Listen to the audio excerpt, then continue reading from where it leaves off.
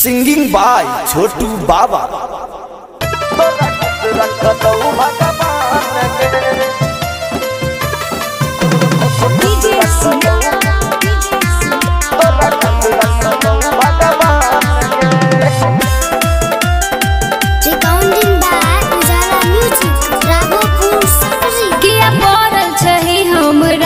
पीछा पड़तौ नहीं रे तोहरी कोनो इच्छा।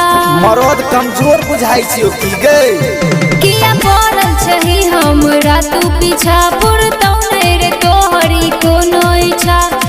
होई गेलियो अब हम दोसरा के धान रे। एक बेर हमारो दे न जान गई तो रखस रखतौ भगवान गई। एक बेर हमारो दे न जान गई तो रखस रखतौ भगवान गे।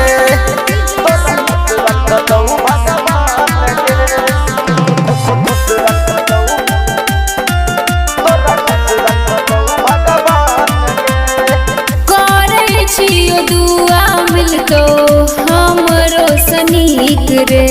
तोरा बिना नहीं जी सकै छो जान गे। करे छियो दुआ मिलतो हमरो सनीक रे। नहीं हो न परेशान हमर तू जान रे। राजीव छोटू बाबा तोरे छियो ने अरमान रे। एक बेर हमारो दे न जान गई तो रखस रखतौ भगवान गई। एक बेर हमारो दे न जान गई तो रखस रखतौ भगवान गे।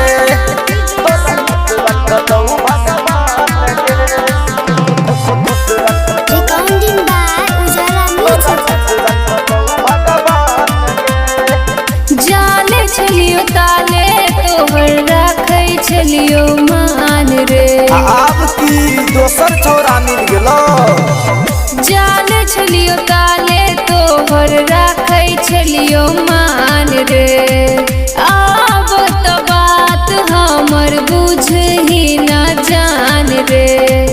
कर नैना हमरो तू परेशान रे। एक बेर हमारो दे न जान गई तो रखस रखतौ भगवान गई। एक बेर हमारो दे न जान गई तो रखस